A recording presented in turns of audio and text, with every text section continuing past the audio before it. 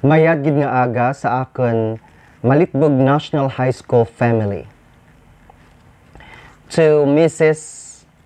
Jocelyn A. Solmayor, our head teacher 1, Mr. Freddy F. Fadrigo, master teacher 2, Mr. Rinaldo S. Palmes, master teacher 1, Mr. Bjorn Red G. Paragados, master teacher 1. To Mr. Gary C. Arsenio, our planning officer, Mr. Joscar P. de la Cruz, TEA president. To Mrs. Marjorie C. Paragados, our school IP Ed focal person. To one and all, sa liwat, may ayad gid nga aga, kag welcome to our school-based IP Ed retooling activity.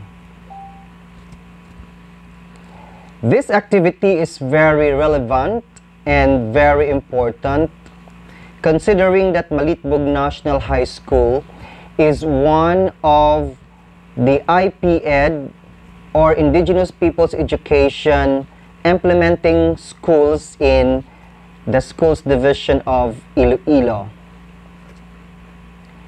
The first step in the implementation of this program is to introduce the program to the school, to the community, and to capacitate the teachers because they are considered as the program handlers and program implementers.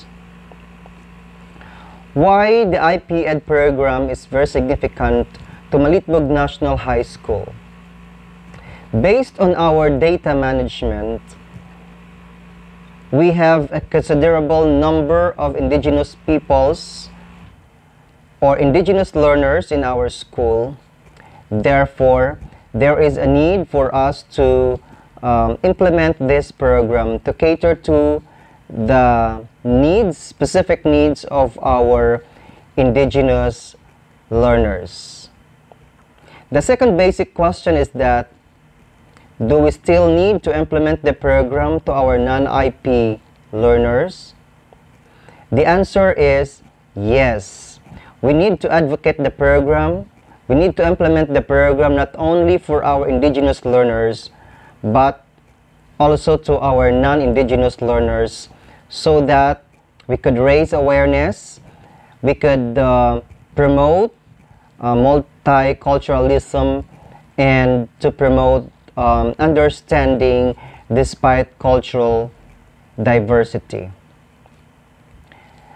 My talk this morning will be on the facts or the frequently asked questions about IP Ed. The PowerPoint I am using as my reference was prepared by Mrs. Feli P. Aranya and Dr. Kent Verhel J. Castigador.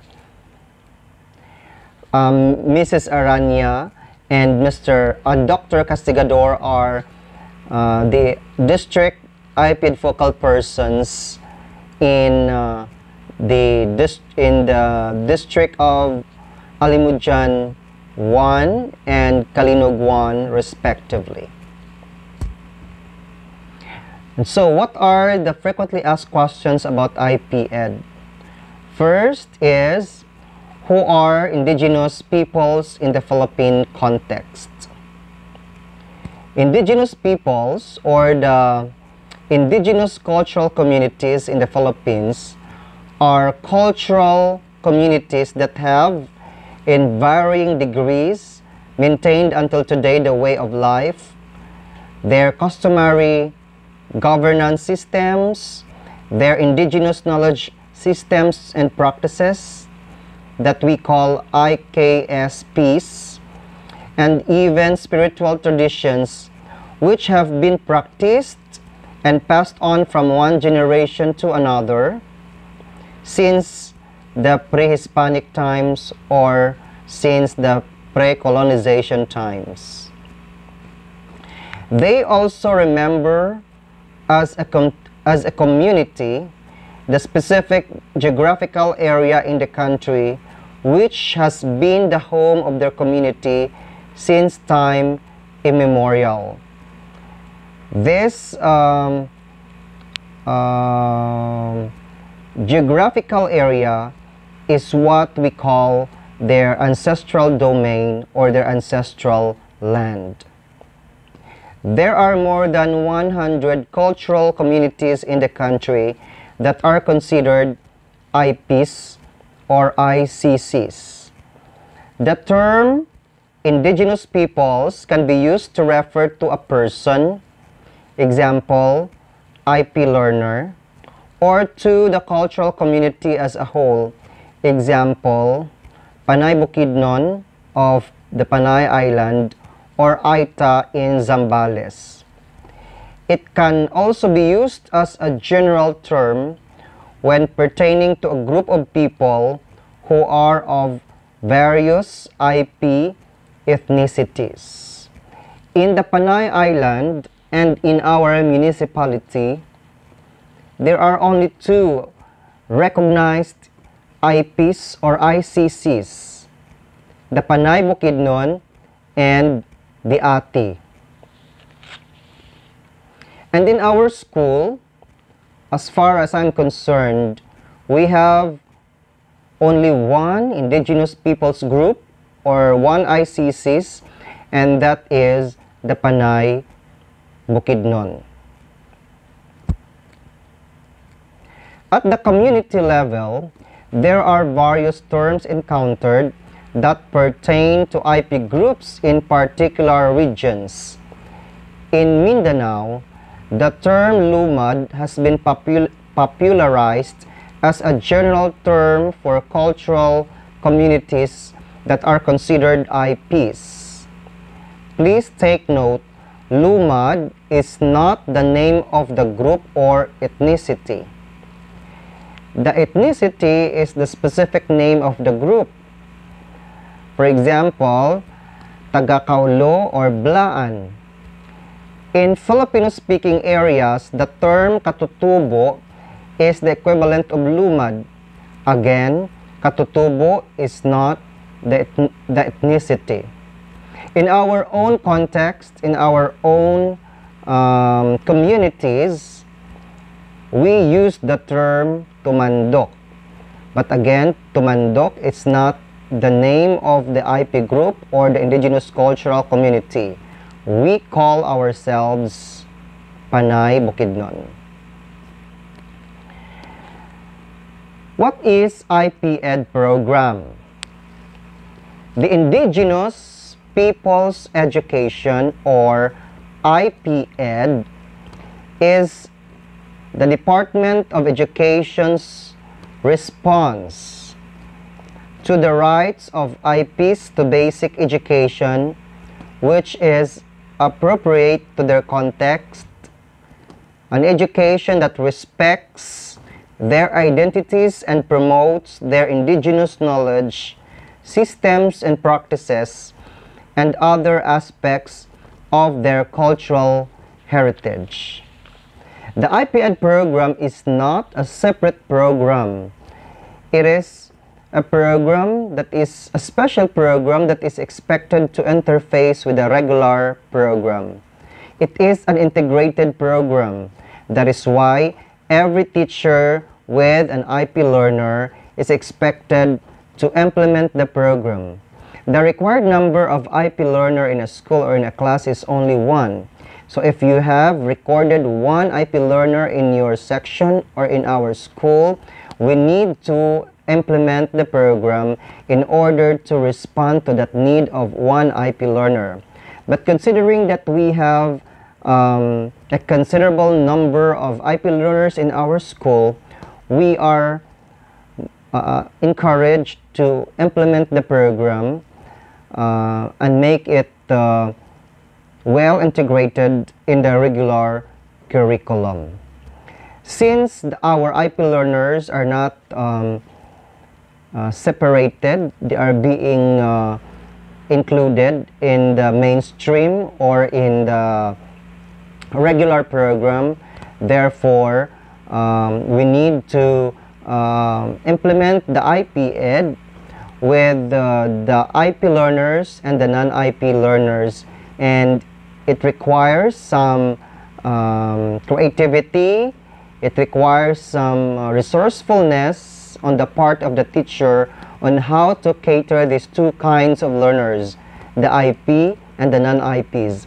But in our own case in the municipality of Kalinog, it is not an issue whether you are an IP or a non-IP, because historically speaking, we all have our indigenous roots and identities, and we are very aware that we are one Kalinog. We belong to the same, more or less the same ancestry, if we are all Tumandok, and we are proud of our own culture and traditions.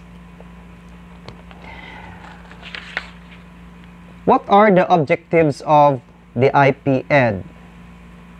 The IP Ed program aims to implement an enhanced basic curriculum that is culture sensitive and responsive to the indigenous communities. Specifically, the program aims to 1. Make curriculum culturally responsive to the community context of learners. 2. Build the capacity of teachers, school heads, and the concerned personnel at different levels of governance in implementing culture-based education for IP learners. And this is what we are going right now, to retool and to recapacitate all of you regarding our connection with our own communities and our own culture through this school-based retooling and capability building. 3. Support the development of culturally appropriate learning resources and learning environment responsive to the community context of learners. All these are contained in the DepEd issuances. The DepEd, the IP Ed aims, as well as other concerns and important information about the IP Ed program. So we have to get hold of the following DepEd memoranda for us to review about the IP Ed program. We have DepEd Order number 62, series of 2011, titled Adopting the National Indigenous Peoples Education Policy Framework. Again, DepEd Order number 62, series of 2011. Another is DepEd Order number 103, series of 2011, or the creation of Indigenous Peoples Education Office, or the EPSEO. EPSEO is our main office in the DepEd Central, taking good care of the IP Ed program implementation. Third is DepEd Order number 51, series of 2014, titled Guidelines on the Conduct of Activities and the Use of Materials Involving Aspects of Indigenous Peoples' Culture.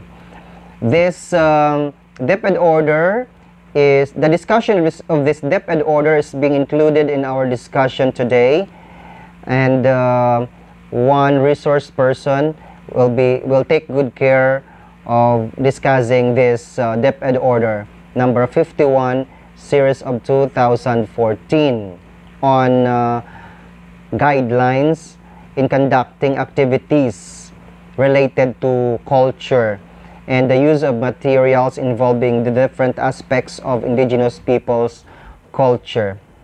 It is very important that we take extra care in publishing, for example, in posting aspects of culture, because there are some aspects of culture that are considered sacred and not supposed to be shared outside the community. DepEd Order number 32 series of 2015 is an issuance on adopting the Indigenous Peoples Education Curriculum Framework, and this will be highlighted in one of the talks in our today's retooling.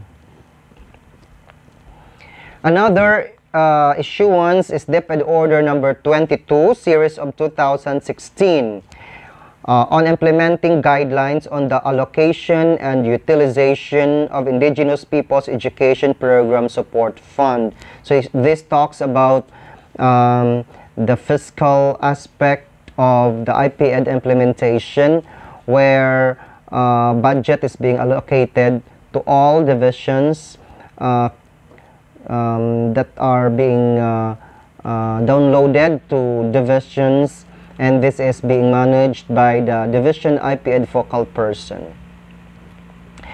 Next is DepEd Order number 33 series of 2017 that talks about the roles and responsibilities of Indigenous Peoples Education focal persons at the regional, division, and school levels.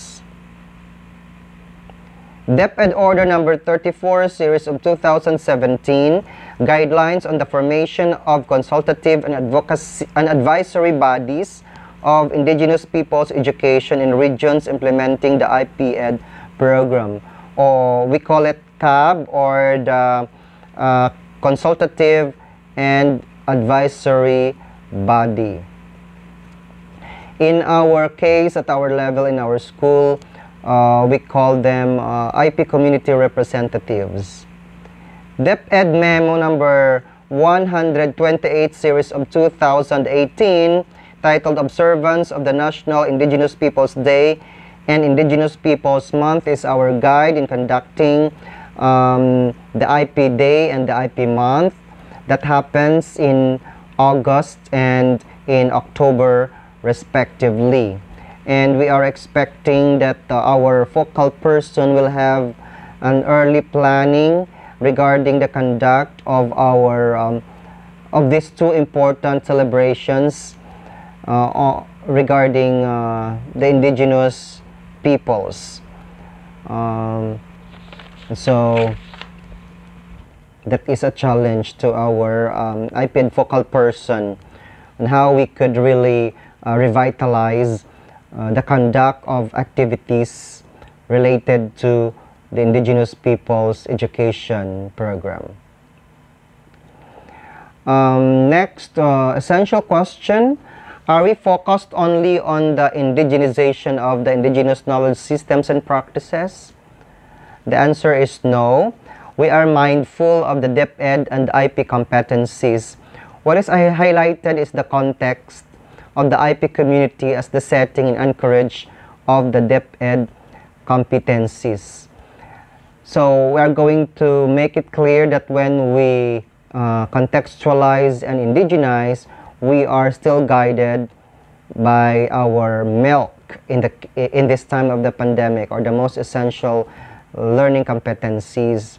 And all we have to do in the integration of the indigenous knowledge systems and practices is to indigenize these most essential learning competencies, so that we could incorporate or integrate indigenous knowledge systems and practices. And I'm very glad that when we had our consultation with the National Commission on Indigenous Peoples regions, Region 6, 7, and 8, that our NCIP lawyers were very open to help us regarding the legalities of integrating IKSPs, because it's not that easy to integrate IKSPs into the curriculum, and it has been a long discussion, but the most important thing is that we have the blessing and we have the consent of our community elders. Therefore, it is very significant for us, very important for us to always coordinate with our community leaders, community elders, and that is the role of our school indigenous peoples education focal person to coordinate with our indigenous cultural communities through their indigenous cultural leaders and elders, so that we could always ask about their suggestions, their wisdom, and their guidance in the implementation of the IPED program, because they are our major partner in educating our indigenous peoples learners, or our IP learners. We are going to request the list of our community leaders here in our area. Most of our IP communities are found in the hinterlands of Tapaz area, and also the mountainous areas of Kalinog. Frequently asked question is also on how we can a non-IP teacher effectively teach or use the contextualized curriculum. Is a non-IP teacher also a part of the IPED program? The answer is yes. A non-IP teacher can effectively teach or use the contextualized curriculum, provided that he or she has undergone capacity building or capability building or retooling or a seminar or a training on IPED implementation. As long as he or she knows the language. In the high school, we don't teach using the mother tongue. Therefore, all we have to do is to integrate the indigenous knowledge systems and practices using the medium of instruction, English and Filipino in our own case. But of course, we could always code switch, because there are terms in our culture, in our own context, that could not be translated into Filipino or English, because the essence or the meaning might change. If you are familiar with and is living or practicing the culture and traditions or IKSPs of the IP, I think the most important thing is that we are always willing, we are always open to learn. And if we are catering indigenous learners, therefore we consider ourselves as insiders. We have been witnesses to the different wisdom, knowledge, and traditions of our communities, and we could make use of this knowledge in catering to our IP learners, because we could always integrate this in our lessons. If we are oriented with appropriate teaching strategies and approaches in using the contextualized curriculum, then we could have an edge on how we could implement the indigenous people's education program. From whom can a teacher directly seek assistance on the contextualized curriculum? The teacher can directly seek assistance from his or her school head or trained peers, depending on whoever is more accessible. As your IPED focal person in the division of Iloilo, I could always give you technical assistance and could help you in designing your learning activity sheets, for example, or your lesson exemplars on the integration of the IKSPs. There are a lot of initiatives and activities of our IPED program in the division that we would like to introduce to you, and we would always be very happy to welcome you all to be part of these programs and activities. I think it takes your willingness, your dedication, and commitment to be an active part and an active implementer of the IP Ed program. It is more on knowing ourselves, who we are as a person, and how connected are we to our communities, to our own culture and traditions. By knowing more about ourselves, the people in our family, in our communities, then we could open our eyes and our hearts to a lot of opportunities and possibilities of including the indigenous knowledge systems and practices in our teaching. Are teachers allowed to modify contextualized materials based on their knowledge and experiences? In the case that the exemplar was made or was developed by another teacher, the answer is yes, provided that there is pre-consultation and proper coordination with the community elders and or the culture masters, and in the case that the exemplar you are using is not your own, so it's very important to consult with the concerned writer or developer. We are warned to make sure of the things we teach about culture, because we might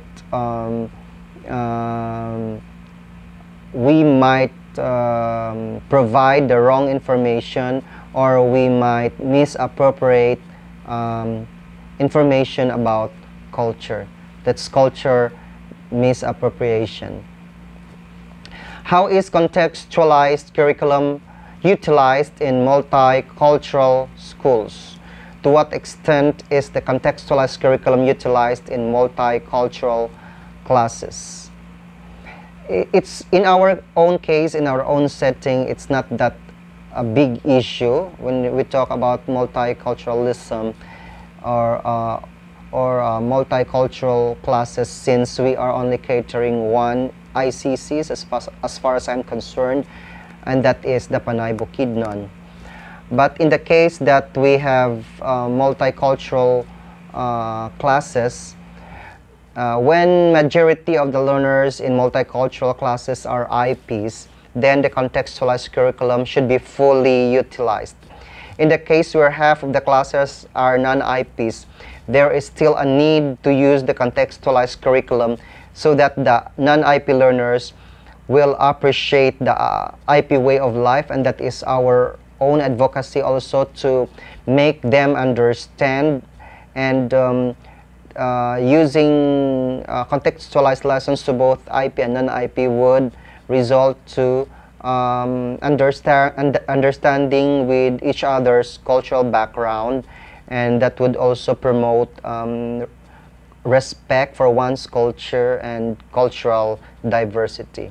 Nevertheless, the contextualized curriculum is not used when majority of the learners are non-IPs. The answer is no, because even though we have only one IP learner in our section or in our class, we are still obliged to use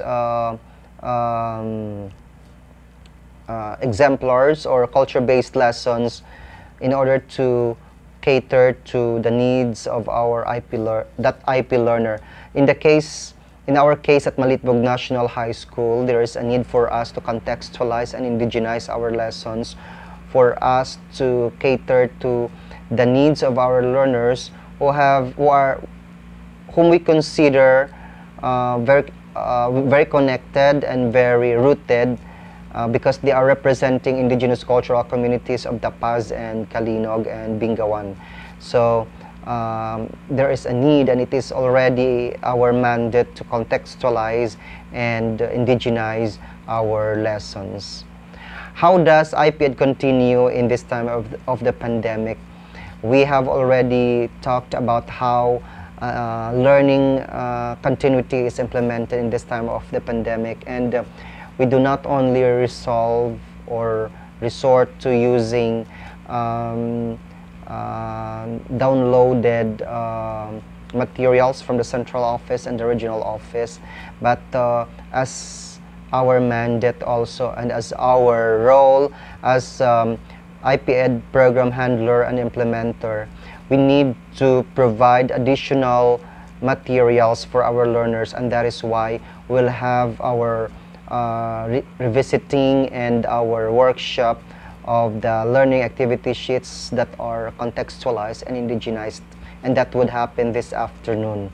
We need to go back to the last that we have started, and let us see with the help of our quality assurance team on how we could improve and make it more appropriate and culture-based, so that this could be used in the field. This could be used by our IP learners. What is ethnicity? Ethnicity refers to the learner's cultural background and roots, largely based on ancestry like parents, grandparents, and shared cultural upbringing. Our ethnicity is our cultural community. In our case, we are called the Panay Bukidnon. And how are we considered as an IP? An IP is always considered by blood and not by affiliation. So if one or two of your parents are IP, automatically you will be considered as an IP, because you inherit your being an IP from the both parents or from either of the parents. But once a non-IP gets married with an IP, it does not mean that he or she will become an IP, because it is not through affiliation but by blood. Why is it important to be accurate regarding ethnicity data on IP learners?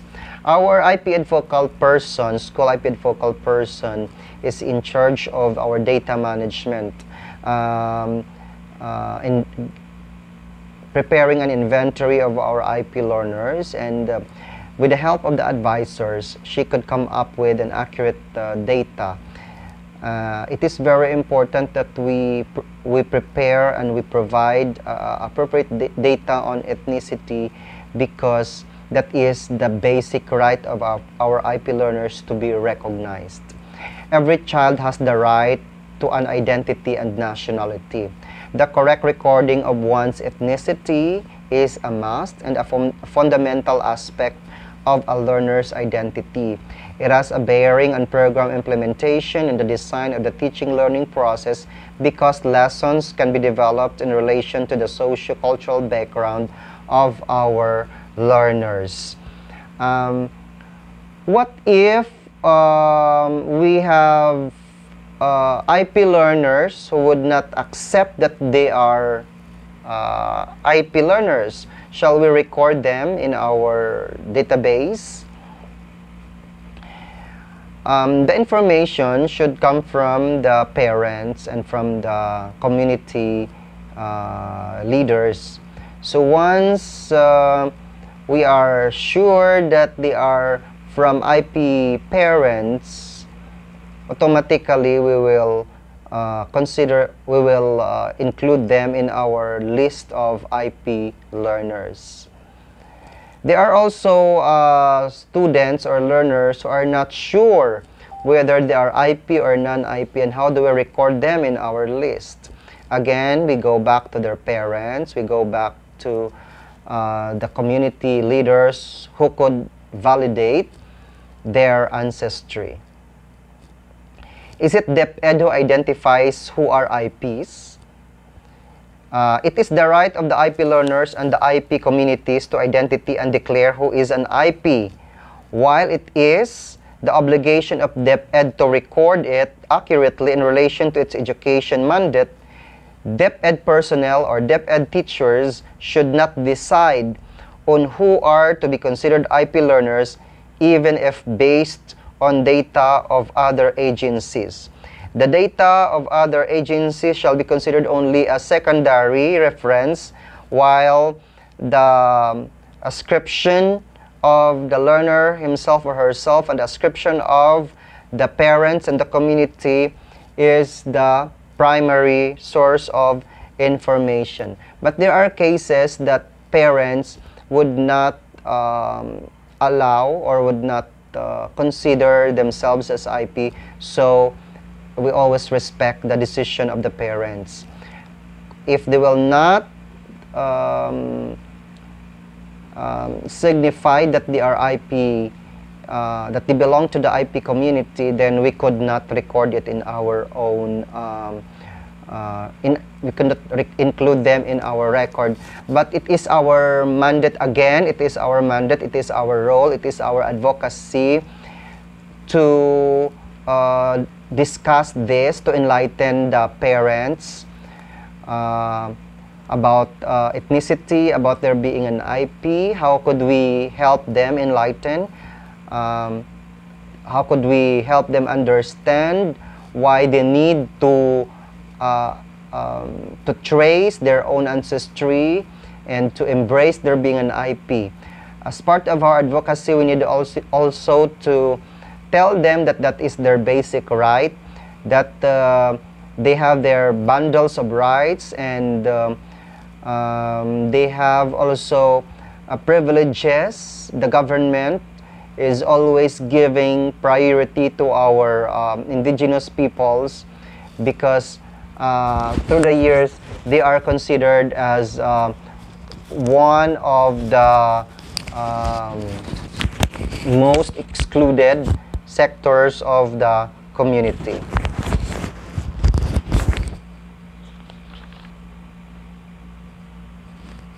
Does IP mean indigent person or indigent pupil? Because we would always hear from others that IPs are also for peace. The answer is no. The category of IPs is not synonymous with for peace, because IP stands for indigenous peoples and not indigent persons or indigent persons. For peace are not IPs. Not all for peace are IPs, and not all IPs are for peace, because the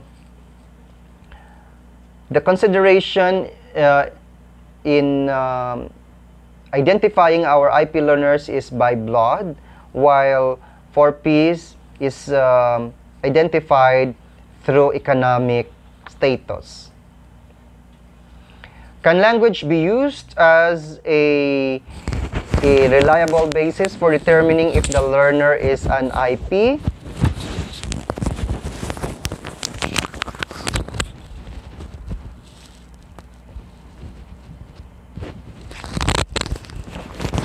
Excuse me for a while.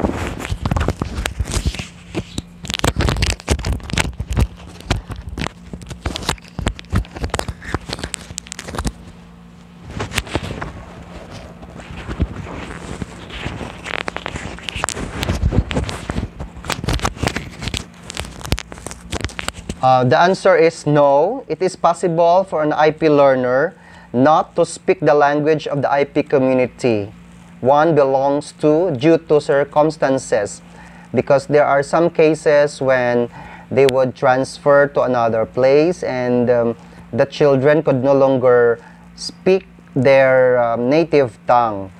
Therefore, the language is not, the ability to be able to speak the language is not primary consideration in identifying who is an IP and who is not an IP. Not speaking the community's language does not mean that the IP learner is not an IP anymore, because when we talk about IP, that is status by blood, and wherever you will be, you are always considered an IP. How can we ascertain the IP identity of a learner? Before ascertaining if there are IP learners in the school or classes, it will be useful to know if there are cases of bullying or discrimination against IPs in the school or wider community. If there are such cases, it is possible that some learners, including their parents, will hesitate to reveal their ethnic identity, identifying as Ilocano or Bisaya or Boki or Bukidnon instead of their own cultural group. In such cases, determining ethnicity will have to be done in a sensitive manner.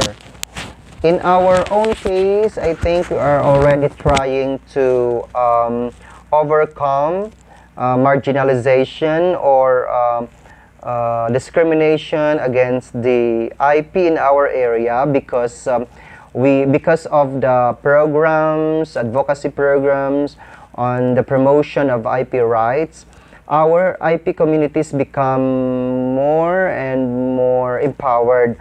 But there are also communities that still need our help because they still need to send their children to school, and that is our role as IPED program handlers. Our major concern is how to encourage our out-of-school youth, especially the IP youth, to go back to school so that we could help them transform their communities through education, create community leaders in the future, or to create responsible members of the family, of the community. How can we ascertain IP identity of a learner? Whatever the situation, it is useful to seek out the assistance of recognized community elders or leaders in the process of ascertaining who are IPs and who are non-IPs. As stated in the EPRA, a person may identify to being an IP, and that is what we call self-ascription. That is their basic right, not to ascertain their being an IP. But it has to be checked. It has to be validated with the community, and that is ascription by others. Since being an IP means having parents and other relatives in that particular cultural group. So kung naghalin kita sa kamalaman kang mga IP, automatically IP man kita. Kag kung kita nag-aako nga IP, that is our basic right and no one can question that.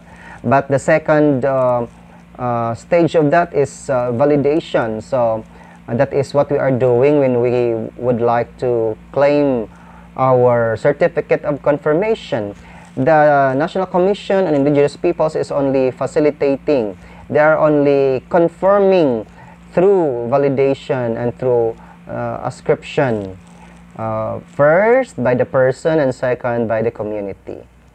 So kung dapat kung gusto mo nga magpa-recognize ikaw nga IP ikaw, kilala ikaw sa community, ginakabuhi mo ang inyong pagka-IP dyan sa imong tagipusoon, kag hindi lamang bangod nga ikaw mag-a-apply sa obra or bangod ikaw may opportunity kag amo pa lang kagin declare mo ang imo nga pagka-IP. Kung sa bagay hindi natin man mabasol ang aton mga kabugtuan sa amo kadiang nga mga sitwasyon, bangod man sa aton nga mga historical injustices nga nagkaratabo, no, bangod man kung lang tawon natin sa aton history, ang aton nga mga IPs nangin biktima ka mga injustices nga nagtulod nga agod hindi pag-akoon ang anda nga pagka-IP. Pero sa tlad, no, kinasinggitan gid natin ang aton nga pagka-tumandok kag ang aton nga pagka-IP,